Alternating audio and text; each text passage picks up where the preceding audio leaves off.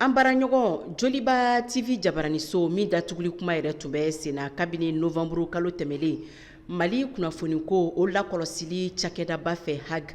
n'a tun y'a jira k'a fɔ ko a bɛna a jabaraniso yɛrɛ datugu pewu ka bɔ Mali jamana kɔnɔ n'u tun ye u ka baarakɛ sɛbɛn yɛrɛ minɛ u la nka bi nɔgɔya kɔni donna a ko la sabula HAG ale kɔni segila kɔ ni ka jira k'a fɔ ko a datuguli kɔni ma bɔ bilen u bɛna kalo 6 de di Joliba TV maaw ma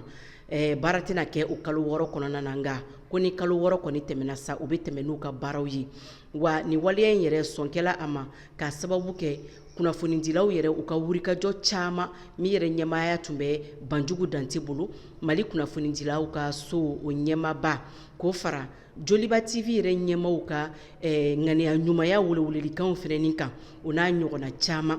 an b'aw ladɔnniya ka fɔ ni waleya in sɔrɔla fɛn min fɛ o de ye jɛmukan dɔ de tɛmɛna Joliba TV jabaraniso la min yɛrɛ senfɛ Isa Kawo Jim Mali wasaden kɔrɔ o dakan sabanan don min yɛrɛ tun ye kumakan dɔw fɔ a jɛmukan kɔnɔna na min senfɛ sa ko a ye Burkina Faso furancɛ fanga maaw olu ka laseli dɔw kɔni lagosi ni o de nana wolo nin ko ninnu bɛɛ lajɛlen na ni waati in na min ye Isa Kawo Jim ye ale yɛrɛ kɔni bɛ bolola sabula a bɛ kasobon kogoba 4 ni ɲɔgɔn cɛla la min yɛrɛ senfɛ an ye wele bila HAG ma n'o ye Mali kunnafoniko lakɔlɔsili cakɛda ye yaasa u ka se ka u kumakanw d'an ma an ka kuma bara la nka an ma jaabi kɛrɛnkɛrɛnnen sɔrɔ u fɛ